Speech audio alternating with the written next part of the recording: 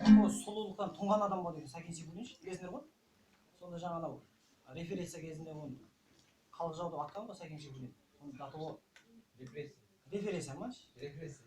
Сонда түсінсең болды. Сонда әйел түгіл еркектер жаңағы көзіне тіке қарауға ұяла деген жаңағы дато әдемілігі соншалық ше. Кәдімгі көшеде келіп жатқанда ат келіп жатқандай болады деген жаңағы. Жүргенде де тақ өзі келіскен кісіге. Сол кісінің бір тау ішінде деген бір әнін айтып берейік. Нұрдастанның сүйемелдеуімен.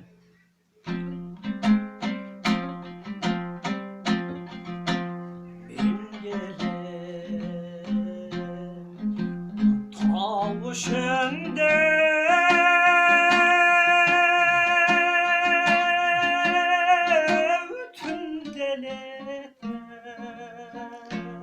İyi böyle geldi. İyi böyle geldi.